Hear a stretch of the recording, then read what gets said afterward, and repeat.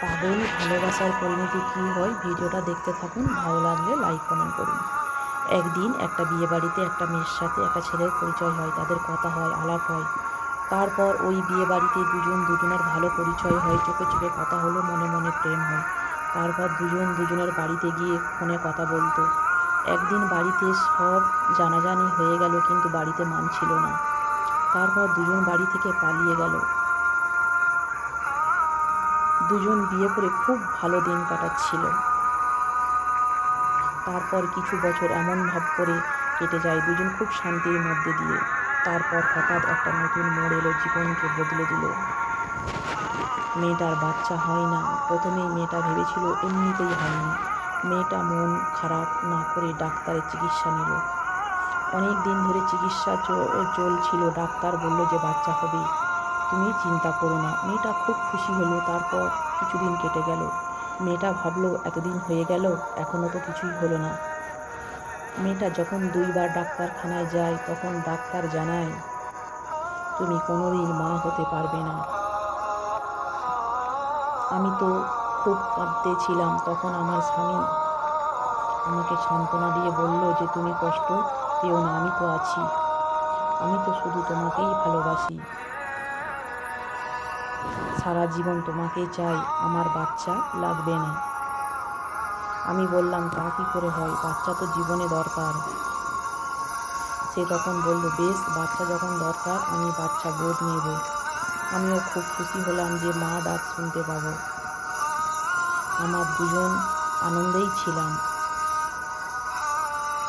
আর নিজেকে খুব ভাগ্যবান বলে মনে করতাম যে এমন একটা ভালোবাসার মানুষ পেলাম যে আমাকে বোঝে। কিন্তু আমি ভুল ছিলাম। আমি ওর প্রেমে এতটাই পাগল ছিলাম, ওর মায়াজাল বুঝতে পারিনি। পারবোটা কী করে, মেয়েদের মন হয় নরম। আমি ভেবেছিলাম ও শুধু আমার আর আমাকেই ভালোবাসে। কিন্তু ভুল, কারণ আমি একলা বাপের একটা মেয়ে ছিলাম। ও আমাকে নয়, আমার বাবার সম্পত্তির উপরে লোভ ছিল। ও ভেবেছিল আমাকে বিয়ে করে আমার বাবার সম্পত্তিটা নেবে, কিন্তু এমন ভাগ্য আমার বাবা মা কেউ মেনে নিল না। ওটাই ছিল ওর রাগ। সেই জন্য আমার জীবনে কষ্ট নেমে এলো। এতে আমার কী দোষ? কিন্তু ও ভাবে না যে পরের সম্পত্তির মালিক আমি, কারণ আমার কোনো ভাই ও বোন নেই। তবুও দিনের পর দিন অত্যাচার করত, এমনকি দুদিন খেতে দিত না। আমার জীবনে এত কষ্ট পাবো কোনোদিন ভাবিনি আমি। তারপর আবার একটা নতুন জ্বালা যন্ত্রণা শুরু হলো।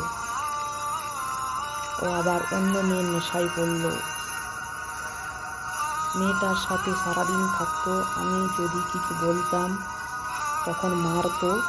যা কাজ করতো, পয়সা আসতো, সব মেয়েটার পিছনে খরচা করে দিত।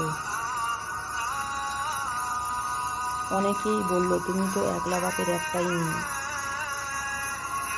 তুমি বা ওর কাছে আছো কেন, বাবার বাড়িতে চলে যাও। আমি বললাম কোন মুখ নিয়ে যাব? তাদের মান সম্মান সব তো মাটিতে মিশিয়েই চলে এসেছি ওর হাত ধরে। বাবা মার সামনে কী মুখ নিয়ে দাঁড়াবো? কারণ মা বাবার ওর সাথে যখন প্রেম করেছিলাম, তখন মা বাবা বিয়েতে রাজি না হওয়ায় আমি পালিয়েছিলাম ওর সাথে। আমি আবার বললাম যদি আমার ভাগ্য সুখ থাকে সুখ হবে, আর দুঃখ থাকলে দুঃখ পাবো। আমি এও ভাবলাম যে মানুষ সবসময় এক থাকে না, পরে আবার ভালো হয়ে যাবে। এই ভেবে আমি সমস্ত কষ্ট ভুলে থাকলাম। কিন্তু যত দিন যায় আমার কষ্ট তত বেড়ে যায়। আমি চুপ থাকি। এমনই কি যে মেয়েটার সাথে খারাপ সম্পর্ক ছিল, আবার তাকে বাড়িতে আনতে লাগলো। আমার চোখের সামনেই তাকে ভালোবাসতো। আমি পাগলের মতন দাঁড়িয়ে দেখতাম আর ভাবতাম যে কাকে ভালোবেসেছিলাম, কার জন্য মা বাবাকে ছেড়ে দিলাম। আবার ভাবলাম আমি হয়তো মা বাবাকে কষ্ট দিয়েছিলাম বলে হয়তো আমাকেও কাঁদতে হচ্ছে, কারণ মা বাবা কাঁদিয়েছি বলে। তাই আমার জীবনটাও সুখী হয়নি। আমি আরও ভুল স্বীকার করে মা বাবার কাছে ফিরে এলাম। মা বাবার মতন কেউ আপন হয় না। আমার মতো ভুল কাজ তোমরা করবে না, কারণ অনেক মেয়ে এইভাবেই নিজের জীবনটাকে শেষ করে দেয়। সবার ভাগ্য আমার মতন হবে না, আমি সব বুঝে চলে এসেছি। সব মেয়েদেরকে বলা, জীবনটা অনেক বড়, সুন্দর করে বাঁচার চেষ্টা করো, কারোর জন্য জীবন দেবে না।